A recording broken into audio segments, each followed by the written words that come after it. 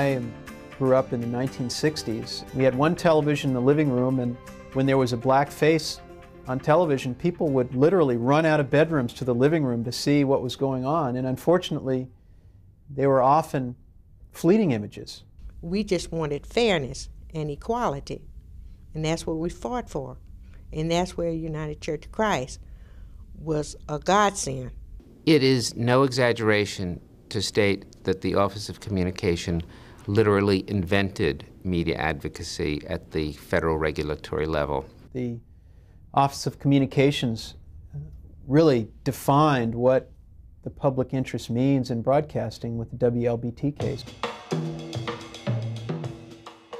You really have to go back to the 50s and 60s to understand the importance of this case. There were 2 television stations in Jackson and 2 newspapers. The newspapers were absolutely dreadful, while the TV stations weren't that much better. Free at last! Free at last!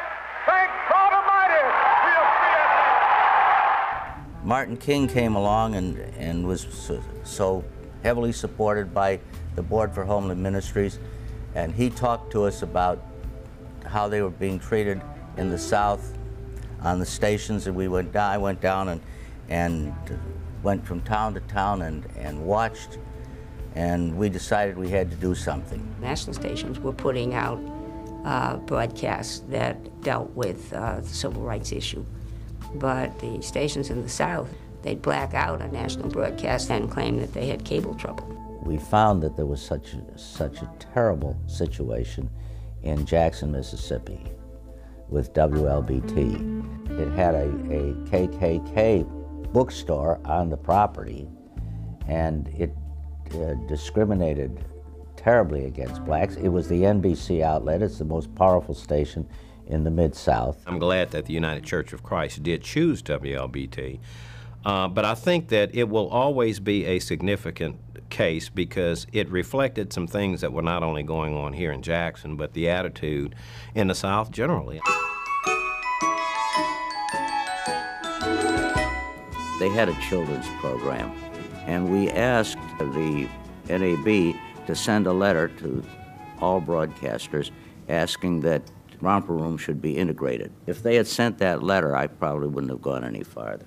In 1964, Dr. Parker arranged a team to monitor the TV stations to see exactly what they were doing. The monitoring process was really set up through Tougaloo College. We had the monitoring study, and we then presented it to the FCC and asked that they hold a hearing. And then they sent a letter saying that we did not have standing. At that point, we sued the FCC. I think Dr. Parker was a very courageous man to do what he did. It took tremendous courage in those days to come in and put together the kind of research effort it took to challenge this license here. And you really were endangered coming down here doing it. You were taking your life in your hands, literally. He could have been murdered for what he did. When the license challenge, the petition to deny was filed, nobody gave the church a chance to win. This was a classic David and Goliath fight, and like the story in the Bible, David won. One of the first things that happened after the lawsuit was over was the Romper Room show was integrated. This was no small event in Jackson, Mississippi in 1971.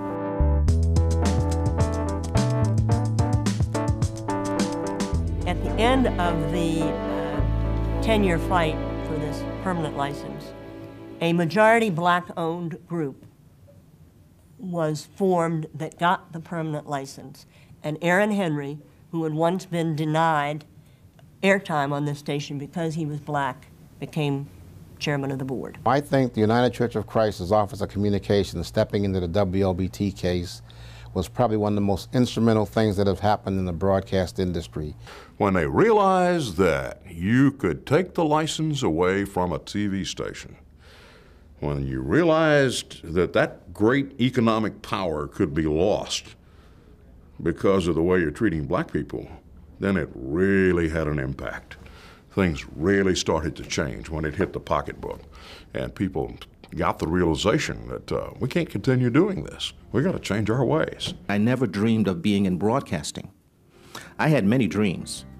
But as I look back on it, those dreams were all inspired by what I saw. Most children think they can do something because they see someone doing it and they think they can be that person. But no dreams of broadcasting. Not any. But for Reverend Parker and people who were involved with the civil rights movement who knew that the airwaves were the property of the public and that they should serve all of the public regardless of race, color, creed, or station. Up next in Medical Matters, new technology that helps doctors better detect heart disease. Anywhere I go in America, I'll occasionally see TV, and in a large number of places, I will see a minority person. They probably take it for granted that you should have that kind of, quote, balance in your reporting.